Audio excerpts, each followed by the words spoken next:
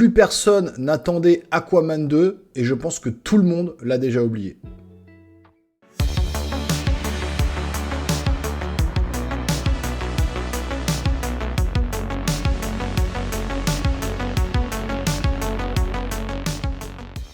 Bonjour les amis, je suis ravi de vous retrouver sur la chaîne pour une nouvelle critique, cette fois-ci du film Aquaman et le Royaume perdu, donc le second volet du film Aquaman du monde de DC, DC Comics, et film réalisé toujours par James Wan, qui avait déjà réalisé le premier volet, qui était franchement, moi je l'avais bien aimé, c'était un bon film de super-héros, popcorn, qui se prend pas la tête, avec des très belles images parfois dans les profondeurs, avec pas mal d'actions sous l'eau, avec les animaux marins, etc., avec ce développement du personnage d'Aquaman qui était un peu complexe, qui avait du mal à trouver sa place, etc., entre le monde des humains et le monde sous-marin. Et donc on est en plein dans le Snyderverse, dans le DC Universe, etc., le DCU, où on avait l'excellent Man of Steel, Batman contre Superman, le Justice League de Zack Snyder, etc., etc. Donc on avait quand même une mise en place d'un univers qui était vraiment bien foutu, et Aquaman rentrait un peu dans le top de ces films-là. Je trouve que le premier épisode était vraiment très très bon, le premier volet. Et donc là il récidive, alors quelques années après, et surtout... avec la fin du DC Universe qu'on connaît, c'est le film qui doit clôturer avant l'ère James Gunn et son Superman, etc., dont franchement, je suis en train d'avoir un peu la chair de poule, les frissons, pas de bonheur, mais de peur, du film qu'il va faire prochainement, mais bon, et puis de l'univers qu'il va vouloir monter, le fameux James Gunn avec son délire un petit peu coloré là, donc on verra bien ce que ça va donner, mais ce film-là devait clôturer effectivement après The Flash, etc., cet univers un peu de Zack Snyder, et donc James Wan toujours aux commandes, et franchement déçu quoi, clairement déçu de ce film. J'en attendais rien, je pense que, comme je l'ai dit en introduction, plus personne n'attendait ce film, et dès que les gens vont sortir de la salle, tout le monde l'aura oublié, quoi. C'est vraiment le film qui est là en mode, on arrive sur la fin d'une ère, on vous le balance quand même parce qu'on doit faire un peu de pognon, mais bon, c'est pas grave si vous l'oubliez, on s'en fout. D'ailleurs, il n'y a pas eu beaucoup de communication autour de ce film-là, il y a quasiment même eu aucune communication tout court. Enfin, moi, j'en ai pas vu, j'ai pas vu d'affiches partout, comme ça a pu être pour Wonka ou d'autres films. Aucune affiche, rien, pas de spot publicitaire, que dalle. Donc ils ont vraiment misé le minimum sur la promotion de ce film. Il y a eu beaucoup de reshoot, etc., suite... au problème de Amber Heard avec Johnny Depp, elle devait être coupée au montage, finalement, elle apparaît quand même pas mal dans le film, On a donc Amber Heard, on a Jason Momoa toujours en Aquaman, on a Dolph Lundgren, on a Nicole Kidman, on a le méchant, je ne sais même plus, Abdul Al-Yahya, je sais plus son nom, enfin il a un nom un peu compliqué, le méchant soi-disant du film. On a quand même quelques acteurs qui normalement, on a Patrick Wilson aussi qui joue le frère de Aquaman, et donc on avait quand même une palette d'acteurs qui était pas trop mauvais, mais le film par contre c'est pas une réussite quoi.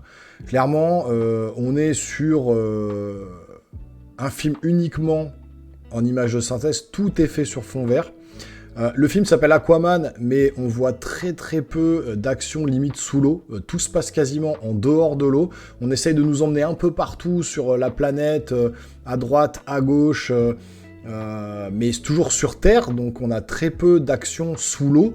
Donc les seules actions qu'on va avoir sous l'eau, ça va être des réunions assis sur des trônes face à des personnages, ou alors assis dans des vaisseaux pour se balader dans l'eau, etc.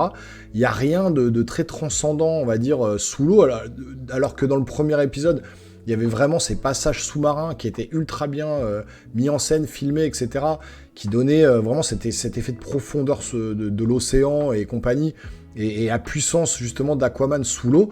Là, Aquaman, il est tout le temps hors de l'eau avec ses comparses là, tous les acteurs que je vous ai cités, et au final l'action elle est assez molle, il y a des blagues à 2 balles toutes les 5 minutes, on voit les fonds verts constamment, le méchant n'est pas du tout charismatique, il l'était pas déjà dans le premier, ils le reprennent pour le second, sa tête d'ampoule là, machin, il est pas du tout charismatique, l'acteur joue moyennement bien. Et donc on se retrouve sur un film complètement décousu, avec effectivement Amber Heard qui apparaît, mais on a l'impression qu'on veut un peu la cacher, mais qu'on la met quand même, elle a aucune saveur, c'est vraiment ultra plat, le jeu des acteurs est ultra plat, le scénario est ultra plat, un grand méchant, un grand gentil, et le méchant doit tuer le gentil, quoi. Vraiment, il y a quasiment pas d'enjeu, ou en tout cas on le ressent pas du tout, on ressent pas l'enjeu planétaire, parce qu'il y a effectivement un enjeu planétaire qui doit détruire un peu la planète, et finalement on ressent pas trop ça. Aquaman le prend plutôt à la rigolade, il fait une petite balade avec son frère, voilà. Le film est très mal décousu, très mal fichu, je veux dire, il est très décousu.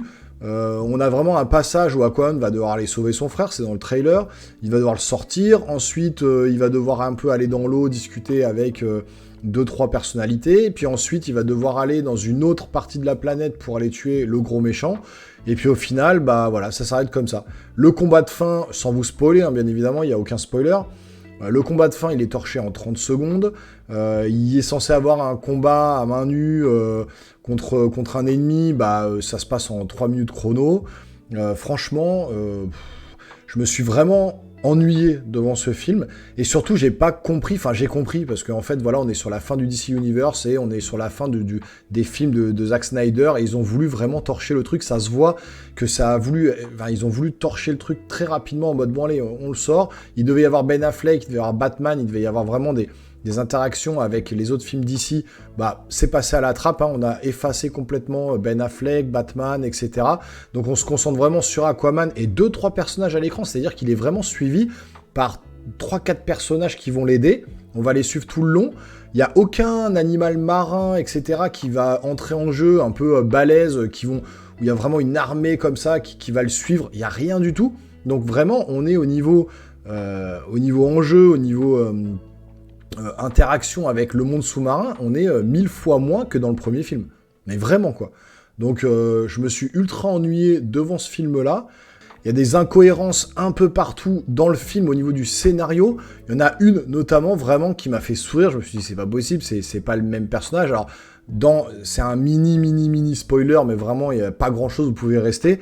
En gros, Aquaman, il a un bébé, d'accord, bon, ok, au début du film, on voit, il s'occupe du bébé, d'ailleurs, c'est exactement comme dans la bande-annonce, je suis devenu papa, machin, des blagues potaches sur pipi caca, enfin, c'est vraiment, vous êtes là, c'est devenu ça, le DC Universe, vraiment, le monde du pipi caca d'Aquaman, enfin bon, bref, vous êtes un peu estomaqué, et puis, le bébé en question, au début du film, il a un certain âge, il doit avoir peut-être, je sais pas, 4-5 mois, le bébé, un truc comme ça. Il y a une séquence du film qui se passe, et là on voit écrit à l'écran 5 mois plus tard. Et donc là on revoit Aquaman avec son bébé. Déjà, l'enfant qui joue le bébé, c'est pas le même acteur, on va dire, c'est pas le même enfant qu'on a vu au début du film. Donc déjà je me suis dit, il a eu un autre enfant entre-temps, avec sa femme, c'est quoi l'histoire, etc. Non, c'est le même bébé. Et 5 mois plus tard, il a toujours le même âge. Il a toujours 5 mois, il a pas grandi, il a pas 10 mois, il a pas 1 an, il marche pas, enfin voilà, il est toujours aussi petit, voire même plus petit, donc vraiment des incohérences, je me suis dit, mais c'est n'importe quoi, à ce moment-là, nous mettez pas 5 mois plus tard, ou alors faites grandir le bébé, trouvez un autre enfant pour jouer le rôle de l'enfant d'Aquaman, parce que là, du coup, ça marche pas du tout, il y a des grosses incohérences comme ça dans le film. Les costumes font très kitsch par moment, on est vraiment sur le minimum syndical, même au niveau des décors, vraiment, il n'y a rien du tout, c'est vide, c'est creux. On sent bien que vraiment, ils n'ont pas investi, qu'ils ont dit aux mecs des effets spéciaux, non, mais vas-y, n'en mets pas trop, de toute façon, personne va aller voir ce film, donc te prends pas la tête, mets vite fait 3 poteaux, 2 pauvres décors dans l'image, et ça suffira pour le spectateur. Donc on est vraiment sur ça, sur un scénario creux, sur des effets spéciaux plats, sur des décors et vraiment des costumes ultra kitsch, ultra simple, et en fait voilà, ça en fait un film ultra simple et ultra décevant. Pareil au niveau de la musique, hein, vous êtes sur des sonorités un peu rock pour montrer un peu le côté badass d'Aquaman, histoire de remettre un peu de pêche à un moment donné dans certaines actions, dans certaines scènes du film. Mais bon, voilà, c'est des trucs qu'on a vus et revus, ça passe comme ça. Et bon, franchement, ouais, sans plus, hein, vraiment, comme j'ai dit hein, sur ma vignette, hein, déjà oublié hein, ce film-là. Voilà, on fait table rase du passé, on efface Zack Snyder, c'était tellement dommage.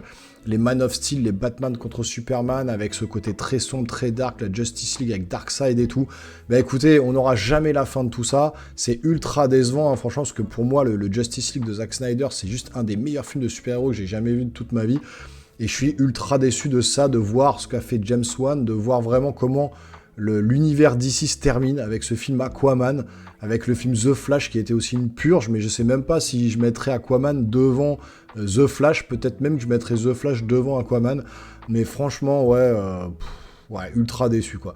Ne restez pas non plus jusqu'à la fin, ça sert à rien du tout, il y a une scène post-générique, alors ça arrive tout de suite après les crédits, mais c'est nul, ça ne sert strictement à rien, ça ne tease rien du tout de l'avenir du DCU, parce que de toute façon, ils ont tout rebooté.